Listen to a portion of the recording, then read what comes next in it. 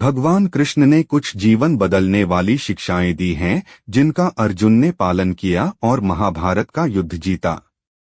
अगर आप भी नेकी के रास्ते पर चलना चाहते हैं और जीवन में सफल होना चाहते हैं, तो आपको भी भगवान कृष्ण की इन शिक्षाओं का पालन करना चाहिए।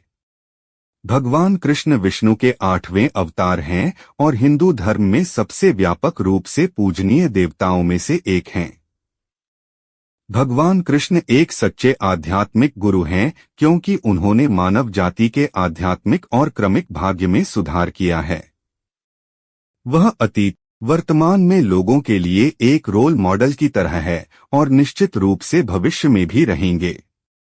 भगवान कृष्ण हमें सिखाते हैं कि सब कुछ एक कारण से होता है। जो हुआ अच्छे के लिए हुआ, जो हो रहा है अच्छे के लिए हो रहा है, जो होगा अच्छे के लिए ही होगा।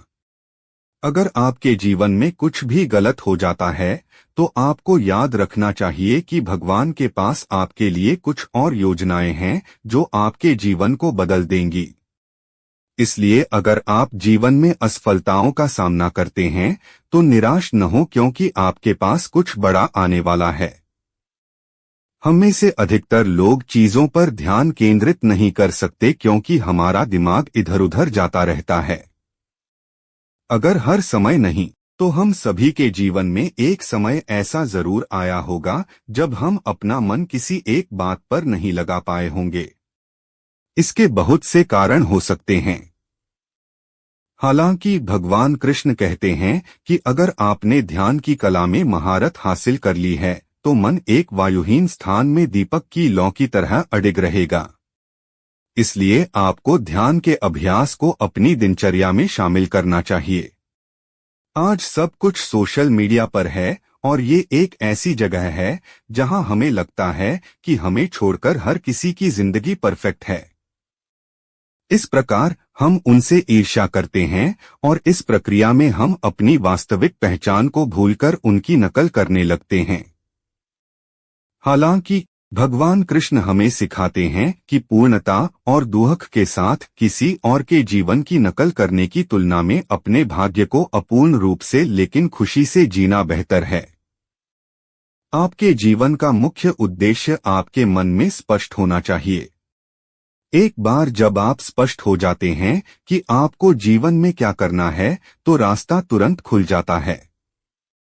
हालांकि निश्चित रूप से बाधाएं आएंगी, लेकिन ये बाधाएं कुछ ऐसी हैं जिन्हें आप दूर कर सकते हैं और अपने लक्ष्य तक पहुंच सकते हैं। बाधाएं कोई ऐसी चीज नहीं है जो आपको आपके सपनों को पूरा करने से रोक रही हो। भगवान कृष्ण कहते हैं कि हमें अपने लक्ष्य के बाधाओं से नहीं, बल्कि छोटे लक्ष्य का आसान रास्ता रोकता है।